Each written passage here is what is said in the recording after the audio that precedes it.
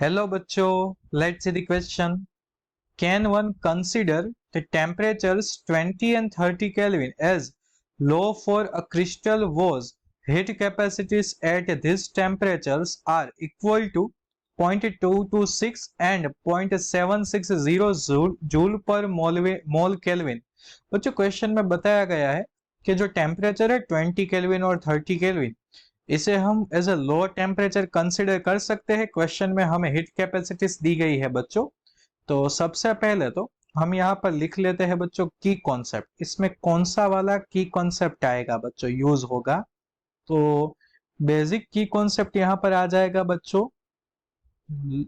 मैं लिख सकता हूँ बच्चों कि यहाँ पर लोनेस ऑफ टेम्परेचर। क्लियर? क्या आ जाएगा बच्चों? लोनेस ऑफ टेम्परेचर।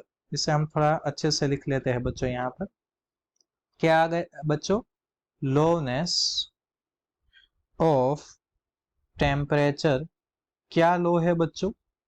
तो आपको पता होना चाहिए कि जो T है बच्चों एट ए लो टेम्परेचर, यहाँ पर लिख लेता हूं at a low temperature, at a low temperature we can say that C is proportional to T cube।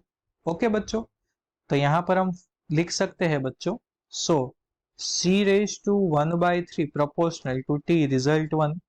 अब क्या करते हैं बच्चों, हम सेपरेट फाइंड करते हैं C1/C2 रेज टू 1/3।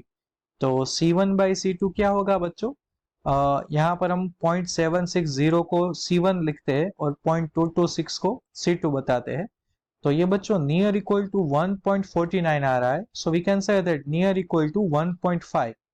और दूसरी बात बच्चों T1/T2 फाइंड करते हैं। T1/T2 30 को हम T1 लिखेंगे और ये आंसर भी आ जाएगा बच्चों 1.50।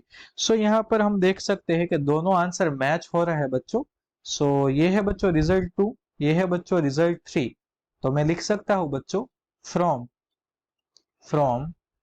2 and 3, from 2 and 3 we can say that T3 law is obey, T3 law यहाँ पर फॉलो हो रहा है बच्चों, and T1 and T2 can regarded low। Clear बच्चों?